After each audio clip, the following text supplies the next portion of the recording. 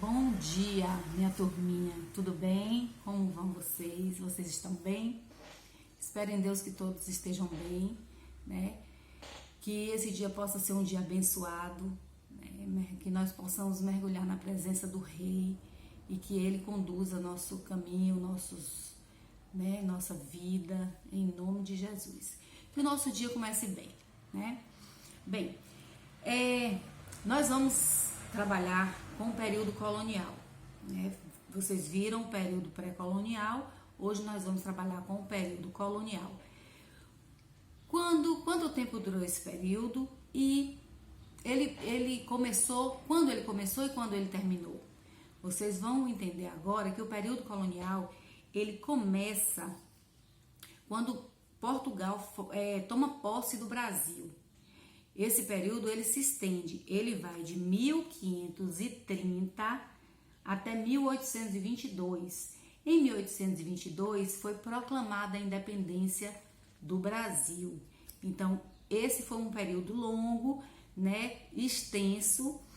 É um período caracterizado pelas lutas entre europeus e indígenas, pelo processo de escravização dos africanos, que foi um momento em que os portugueses precisavam de mão de obra, né, mão de obra que não lhes custasse dinheiro, então era a mão de obra escrava mesmo. Eles tentaram com os índios, começaram escravizando com os índios, só que não deu muito certo porque a extensão territorial era muito grande e os indígenas não aceitaram essa condição.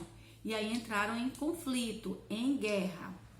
Quando uma pessoa discorda, né? Quando um grupo discorda da ação do outro, acaba entrando em conflito. E o conflito deles era um conflito sério, porque eles entravam em guerras, muitas vidas foram ceifadas por conta disso. Não é verdade?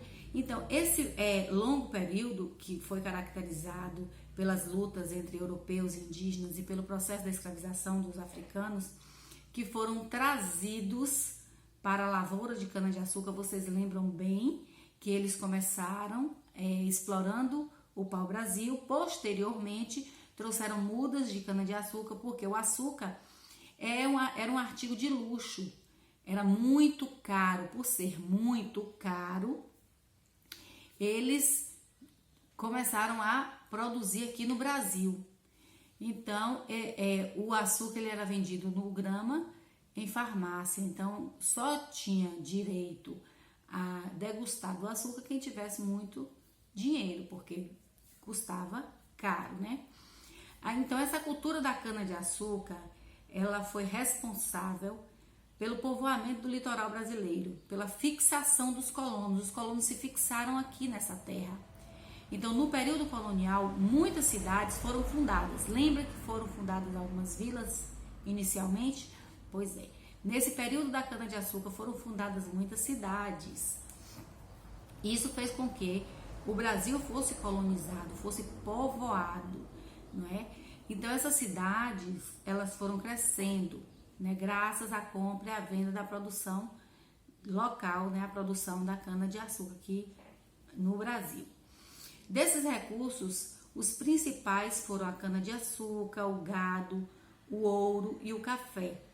O período colonial foi o mais extenso da nossa história e foi nele que muitas revoltas aconteceram pela insatisfação com o domínio português e a cobrança dos impostos.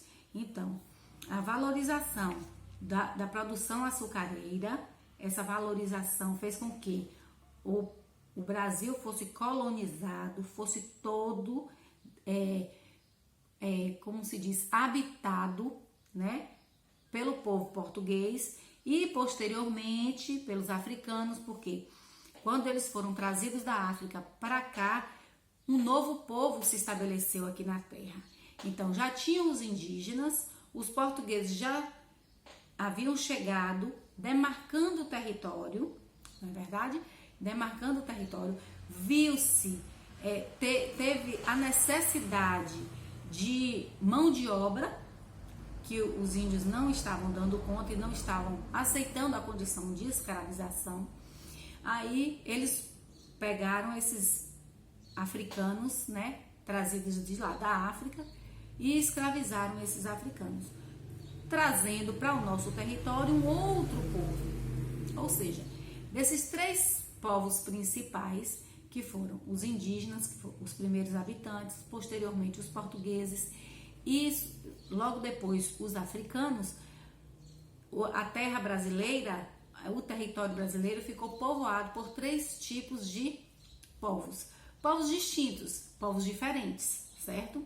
Só que no decorrer desse processo, como tinha convivência uns com os outros, acabou que eles começaram a se relacionar entre eles, né? Digamos assim, se relacionar entre eles. Então, um índio se relacionava com uma portuguesa e daí nascia um novo povo, porque a mistura do índio com o português gerou um novo povo. A mistura do português com o africano, um novo povo. Do africano com o índio, um novo povo. Então, o Brasil ficou uma terra de mistura de raças, certo? Misturou-se todas as raças. Por isso, o Brasil é considerado um país miscigenado. O que é um país miscigenado? O que é miscigenação? Miscigenação é a mistura de vários povos, não é verdade? Então, o povo brasileiro é rico culturalmente, por quê? Porque nós tivemos a princípio, 3 povos, certo? Índio, português e africano. Desses 3 povos, novas raças se formaram. Então, o índio traz com ele sua cultura, né? Suas crenças, seus costumes. O português, porventura, traz com ele as mesmas coisas, as crenças, os costumes. Assim também o fez os africanos. Então, nós somos ricos culturalmente por conta disso, porque a princípio 3 povos começou a dar um fundamento, né, de povoação, um novo povo, uma nova raça foram surgindo no Brasil. Então, por isso, o Brasil ele é considerado um país miscigenado, mistura de raças. Misturou-se todas as raças e nós temos esse povo brasileiro maravilhoso, criativo, um povo lindo, um povo diferente, diversificado, certo? Essa é a nossa aulinha de história de hoje, tá bom? Espero que vocês tenham compreendido, espero que não tenha ficado nenhuma dúvida. Para fechar, Tia Jane vai ler o texto todo para vocês e posteriormente vocês vão responder a página do livro, tá bom? O texto fala sobre o período colonial.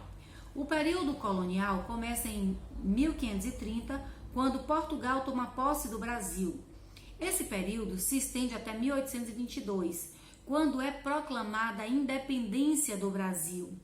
Lembra? Independência ou morte, o Brasil não era mais, não obedecia mais às ordens de Portugal, e sim criou-se os novos decretos, as novas leis, as novas regras aqui no Brasil. Então ele se tornou um país independente, ele não dependia mais de Portugal, ele não estava mais sob o comando de Portugal. Esse longo período é caracterizado pelas lutas entre europeus e indígenas e pelo processo de escravização dos africanos que foram trazidos para a lavoura da cana-de-açúcar. A valorização da produção açucareira aumentava a procura por escravos, pois por volta do século XVI o açúcar era considerado artigo de luxo na Europa e vendido por gramas nas farmácias, que eram chamadas de boticas. A cultura da cana-de-açúcar foi responsável pelo povoamento do litoral brasileiro e pela fixação dos colonos na terra. No período colonial, muitas cidades foram fundadas, crescendo posteriormente graças à compra e à venda da produção local. Desses recursos, os principais foram a cana-de-açúcar, o gado, o ouro e o café. O período colonial foi o mais extenso da nossa história e foi nele que muitas revoltas aconteceram pela insatisfação com o domínio português e a cobrança de impostos. Nesse período, o povo brasileiro foi miscigenando-se, ou seja, as etnias começaram a se misturar, as raças começaram a se misturar, certo? Espero que vocês tenham compreendido esse período colonial, a importância dele. Nós tivemos aquele período pré-colonial que nós também já estudamos, foi o período onde não tinha demarcado, o povo português não tinha demarcado o território, porque a expansão territorial era muito grande, o Brasil é muito grande, então precisava de muita gente para demarcar esse território. E aqui no período colonial a gente já vê essa demarcação, esse povo tomando posse das terras, né, colocando as pessoas para povoarem as terras. Começou-se a surgir as cidades começaram a crescer, obviamente, porque onde tem pessoas e onde tem produtos que a economia cresça, aí só tende a crescer, não é verdade? Então, esse é o período colonial. Vocês vão responder a página 104 do livro de História, né? Deem uma lidinha na página 103, né? Releia novamente e Tia Jane espera as fotos, tá bom? Beijo.